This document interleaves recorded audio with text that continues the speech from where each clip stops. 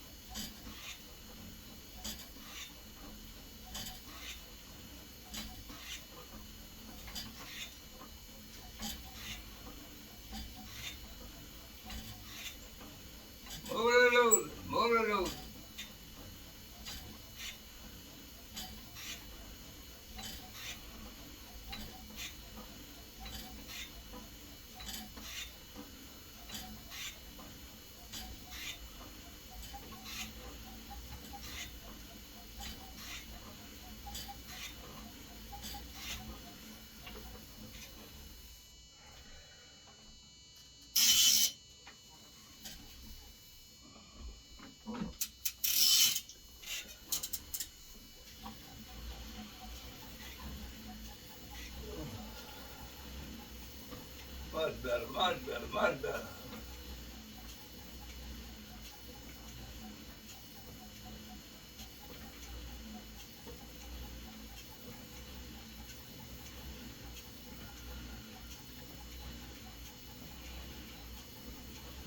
Move it a little bit, move it a little bit.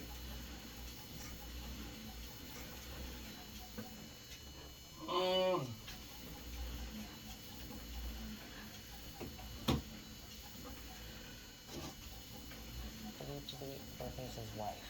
NBC's Sam Brock is outside the county jail in Cold Spring, Texas. Sam, this tragedy, maybe it could have been avoided. There were a number of calls at that house with past complaints.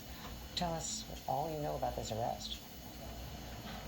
Yeah, so the timeline is still something that's being examined right now, Andrea. We do know at this moment that there are at least 3 people who are in custody. Obviously, Oropesa is one of them. He's in the jail over my shoulder, charged with murder. Recently, within the last hour or so, a booking photo of his wife is tweeted out by Montgomery County Sheriff's Office. That's a neighboring county. She's wanted right now, or facing charges of hindering the apprehension of a felon.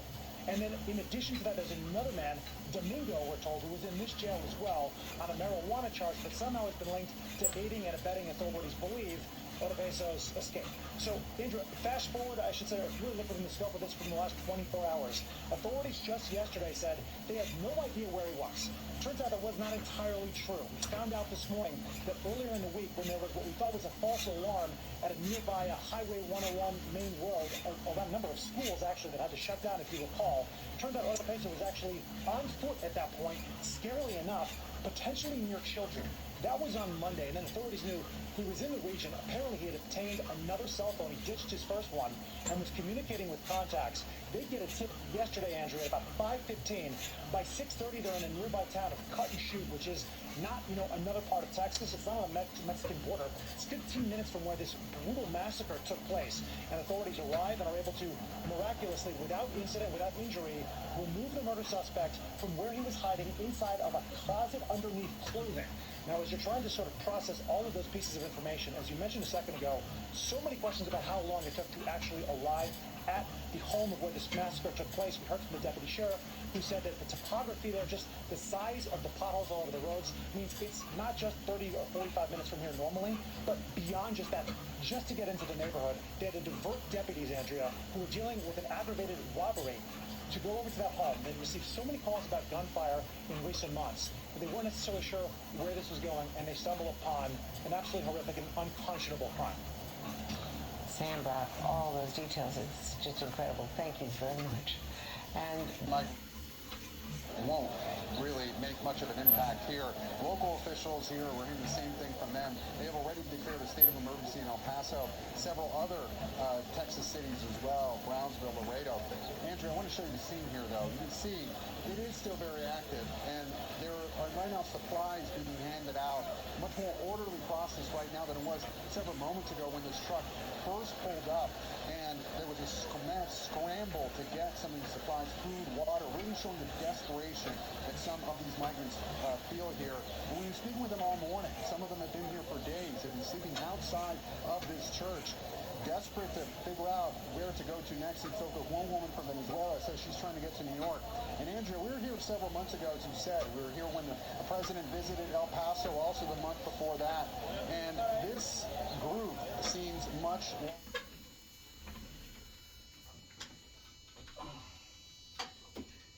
Move the loser, family, move the loser.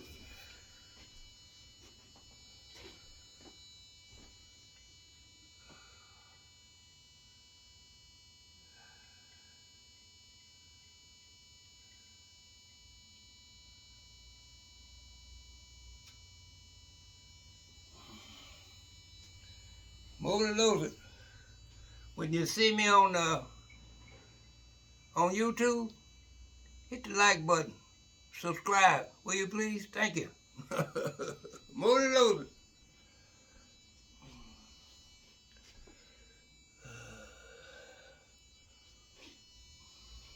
Move the loser.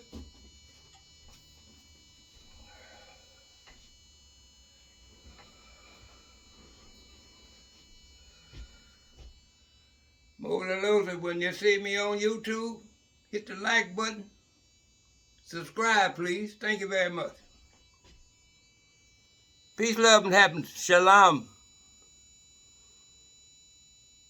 Hit the like button. Punch the like button. Hit subscribe. Musa Ben Judah at Musa Ben Judah. YouTube. Thank you. I'm out. Peace, love, and happiness. Shalom.